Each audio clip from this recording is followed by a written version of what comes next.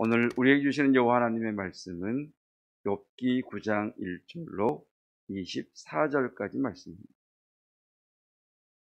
욥기 9장 1절로 24절까지 말씀 성경 봉독하지 않고 말씀 증거하면서 성경 읽도록 하겠습니다.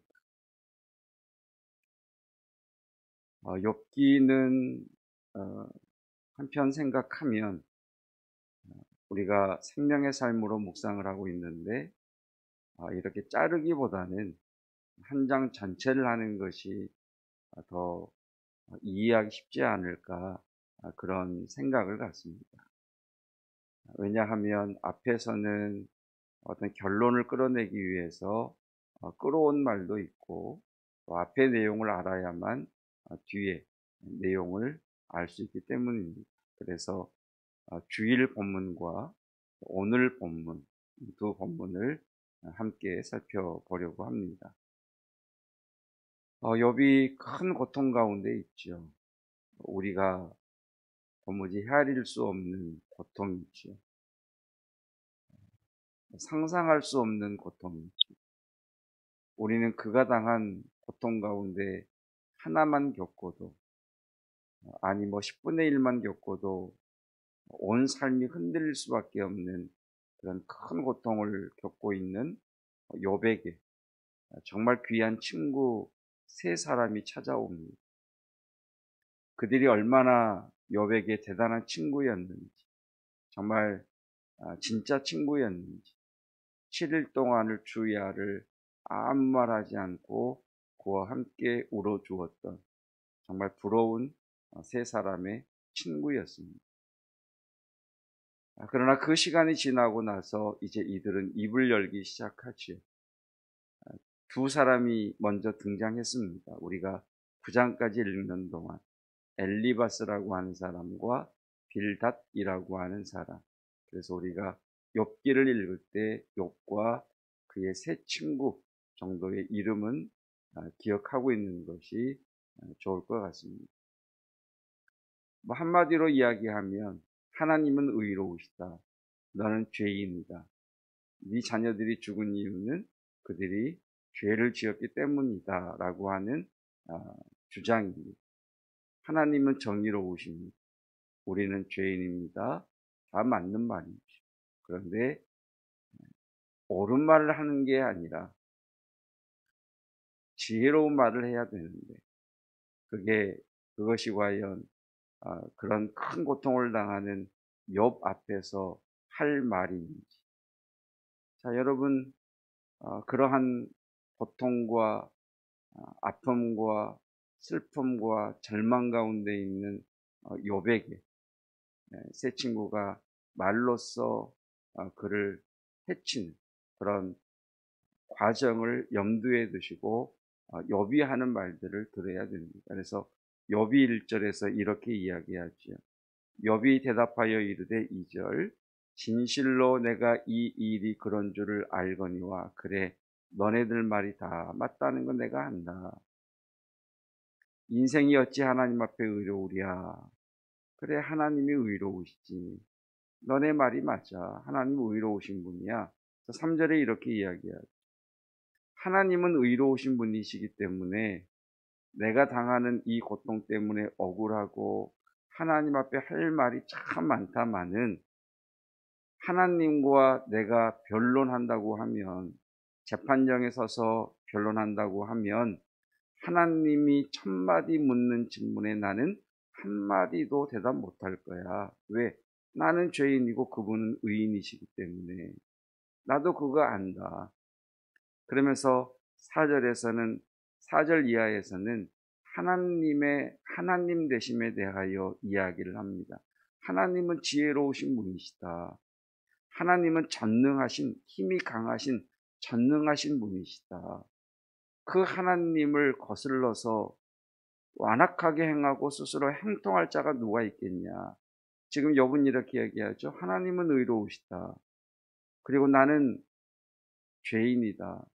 하나님은 지혜로우시다. 전지하신 분이시다. 나는 그 전지하신 분 앞에 무지한 자다. 하나님은 전능하신 분이시다. 그 전능하신 분 앞에 나는 무능한 사람이다. 이렇게 계속해서 하나님에 대하여 고백을 하지요. 5절 이하도 그렇습니다. 5절부터 제가 읽겠습니다. 그가 진노하심으로 산을 무너뜨리시며 옮기실지라도 산이 깨닫지 못하며. 자, 지금부터 하나님의 창조주 되심에 대하여 이야기합니다. 하나님이 이 모든 것들을 창조하셨고 하나님께서 이 세상을 지금도 운영하고 계시기 때문에 이 천하 만상 모든 것들이 하나님의 말씀대로 된다. 산을 무너뜨리시고 옮기신다라도 산이 할 말이 있겠냐, 알 수 있겠냐. 6절 말씀, 그가 땅을 그 자리에서 움직이시고 그 기둥들이 흔들린다. 계속해서 창조주 하나님. 7절, 그가 해를 명령하사 뜨지 못하게 하시며 별들을 거두신다. 여전히 창조주 하나님에 대하여 말씀하고 있죠. 8절, 그가 홀로 하늘을 펴시며 바다 물결을 밟으시는 분이시다. 9절, 북두성과 삼성과 묘성과 남방의 밀실을 만드신 분이 하나님이시고. 10절, 측량할 수 없는 큰 일, 셀 수 없는 기이한 일을 행하시는 분이 하나님이신데 그 앞에 내가 어찌 의로우며 그 하나님의 질문 앞에 내가 한마디라도 할 수 있겠냐. 그러면서 11절부터는 그런데 이해할 수 없는 하나님으로 고백합니다. 그렇게 의로우시고 세상을 창조하시고 모든 질서를 만드신 하나님이신데 왜 내 삶에 들어오셔서 내 질서를 깨뜨리시느냐. 왜 의로우신 하나님께서 나를 공격해 오시느냐.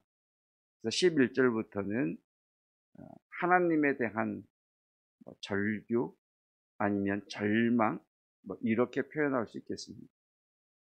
외국의 신학자 중에 부버라고 하는 사람은 이 본문을 어떻게 정의했느냐면 하나님의 일식 현상이다 이렇게 정의합니다. 일식이라고 하는 게 태양과 지구 사이에 달이 쓱 끼어드는 거잖아요. 그러면 순간적으로 지구와 태양 사이에 달이 싹 끼어드니까 태양이 안 보이는 거죠. 그래서 옛날 사람들은 그것을 태양을 집어삼켰다고 그래서 큰 재앙이라고 했지 않습니까? 그래서 욥이 볼 때 하나님이 계시는데 자기에게는 안 보인다는 거예요. 왜? 자신의 고난이 너무 크니까. 이걸 성경은 하나님이 숨어 계신다. 우리는 하나님의 부재하심 이런 용어로 표현하는데 그분은 하나님의 일식 현상이라고 표현을 해요. 내 삶이 너무 고통스럽고 풀리지 않는데 하나님이 안 보여, 안 계셔. 아무리 눈을 씻고 보아도 계시지 않고 아무리 불러보아도 대답지 않으시고 하나님이 계시다면 내 삶을 이렇게 망가뜨리지 않으실 텐데.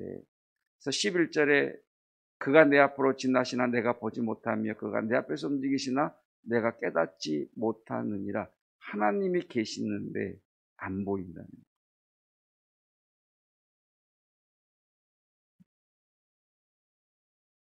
저는 유대인들을 보면 예수님을 믿지 않는 것 때문에 그들을 별로 좋아하지는 않습니다만 유대인들을 볼 때마다 그런 생각이 들어요.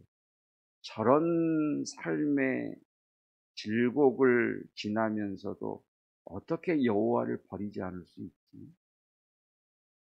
그들의 탁월한 신앙은 그들의 삶에 어떤 일이 일어나든지 여호와 하나님을 신뢰한다는 거예요. 전쟁을 통해 600만 명이 죽어가고 내 눈앞에서 형제, 부모, 자식이 죽어가는 그런 처참한 상황 속에서 어떻게 하나님을 여전히 붙들 수 있을까? 그것이 믿음의 관록인 것 같아요. 그래서 욥은 절망하는데 하나님 안에서 절망. 여러분 넘어져도 하나님 안에서 넘어지시고 절망하셔도 하나님 안에서 절망할 수 있기를 주님의 이름으로 축복합니다. 많은 믿음의 연약한 이들이 하나님을 뛰쳐나가 절망하고 하나님을 뛰쳐나가 넘어져 버려요. 그래서 회복되지 못합니다. 욥기는 우리에게 보여주는 것이 뭐냐면 욥은 하나님 안에서 절망하더라. 하나님께 할 말 못할 말 자기 속에 있는 거 다 표현해내더라. 왜? 하나님의 일식이라는 건 하나님이 계시는데 태양이 없어진 게 아니죠. 태양과 지구 사이를 가린 것뿐이죠. 그러니까 욥의 신앙 속에는 하나님이 반드시 계세요. 분명히 계세요. 하나님이 분명히 계시는데 그 하나님이 내게 이렇게 할 수는 없는 거예요. 그래서 하나님에게 계속 따져 묻는 거예요. 하나님이 의로우시면 그렇게 할 수 있습니까? 어떻게 하나님이 내게 이렇게 할 수 있습니까? 그것이 하나님 안에서 넘어진 사람이죠. 하나님 밖에서 넘어진 사람은 하나님을 찾을 이유도 12절 이하에 이렇게 이야기하죠. 하나님은 누구시냐?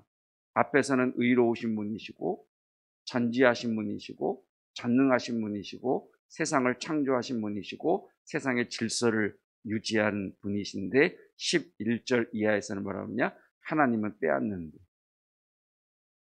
그렇게 전지하고 전능하시고 강하신 분이 빼앗으면 누가 막을 수 있겠어요? 욥이 그러죠.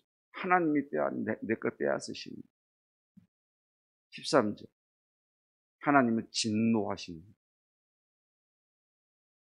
그 전지전능하신 분이 화를 내시는데 내가 어떻게 그 앞에서 얼굴을 들 수 있겠냐. 15절. 심판하시니. 내가 의로울지라도 대답하지 못하겠고 나를 심판하실 그에게 간구할 뿐이니.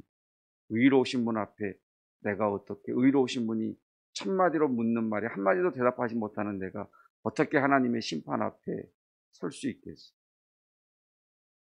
17절. 하나님, 그분은 폭풍으로 나를 치신 분. 이유 없이 내 상처를 깊게 하시는 분. 22절. 그 이야기를 계속해요. 그러니까 하나님은 나에게서 빼앗으십니다. 욥이 뭐라고 얘기하느냐면 일이 다 같던 것이다. 온전한 자나 악한 자나 하나님이 다 멸망시키신다면 내가 의로울 이유가 어디 있고 악하게 살지 못할 이유가 어디 있냐. 내가 꼭 이렇게 착하게 선하게 살아야 되냐. 하나님은 심판하신 분이시고 빼앗으신 분이신데 내가 의롭게 산다고 하나님이 복을 주시고 내가 악하게 산다고 하나님이 벌을 주시고 안 그렇더라. 하나님은 의인이나 악인에게 똑같이 벌 주시고 똑같이 빼앗으시고 똑같이 심판하시더라. 24절. 세상이 악인의 손에 넘어갔고 재판관의 얼굴도 가려졌나니. 세상을 봐라. 악하지 않냐. 하나님이 얼굴을 가리셨다. 그래서 여기서 하나님의 일식이 나옵니다. 하나님의 얼굴을 가리셨다. 그렇게 되게 하신 분이 하나님이시라면 내가 할 수 있는 게 뭐가 있겠냐 라고 이야기합니다. 결론은 욥은 하나님 안에서 절망하고 있다는 것. 그리고 또 하나 우리에게 가르쳐 주는 것. 자신의 절망에 솔직하라. 내 안에 하나님을 향한 분노라고 표현할까요? 하나님을 향한 섭섭함이 있어. 하나님을 향해 따져 묻고 싶은 게 있어. 그거 참지 말라는 거예요. 지금 하나님이 욥을 통해서 내게 토해내라. 정직하게 너의 절망을, 정직하게 너의 고통을, 정직하게 하나님을 향한 너의 믿음 없음을 솔직하게 고백해. 그래야 마음이 치유되고, 그래야 우리 속에 쓴뿌리들이 제거되고, 그때 하나님의 얼굴이 보일 것이라고 하는 것을 욥기에서 계속해서 말씀하고 있죠. 하나님 앞에서는 너무 착하지 않으셔도 돼요. 그분이 우리 하나님이시죠. 여러분, 절망하라는 말은 못하겠어요. 그렇죠? 절망하라고 말하겠어요. 그러나 절망과 낙심과 답답함과 넘어짐과 막막함 가운데 계신다면 여러분 하나님 안에 그 모든 것들을 고백하시고 그 모든 것들을 다 품으신 그 하나님 품 안에 뛰어드시기를 주님의 이름으로 축복합니다. 기도하겠습니다. 우리들이 자녀를 키우다 보면 자녀들의 잘못에 대하여 훈육할 때가 있었습니다. 그의 큰 잘못을 인하여 매를 들어 체벌을 하면 때리는 엄마 품으로 때리는 아빠 품으로 뛰어들어 흐느끼는 아이, 그 아이를 품에 안는 부모의 마음이 더 아픈 것처럼 욥은 고난 가운데서도 여호와의 품으로 뛰어들었고 친구들의 비난과 칼로 찌르는 듯한 그러한 상처 줌에도 하나님 안으로 하나님 품속으로 뛰어든 것을 봅니다. 주님, 우리들에게 이 믿음을 뒤따르게 하셔서 절망 때문에 하나님 품 안으로 뛰어들게 하시고 삶의 막막함 때문에 하나님 품 안으로 뛰어들게 하시고 하나님의 응답하지 않으시는 것 같은 하나님의 침묵, 하나님의 숨어버리심, 하나님의 얼굴을 가리심, 하나님의 일식에도 하나님 안으로 뛰어드는 자 되기를 원합니다. 주여 그 믿음으로 나를 붙들어 주시고 고통과 아픔 가운데 있는 우리 성도들을 붙잡아 주시옵소서. 그렇게 하나님 안에 뛰어드는 자 되기를 원하며 예수 그리스도의 은혜와 하나님의 사랑하심과 성령 하나님의 깨닫게 하시는 놀라운 은혜가 하나님의 품 안으로 아픔을 품은 채 뛰어드는 성도들 위에 영원토록 함께 하시기를 축원하옵나이다. 아멘.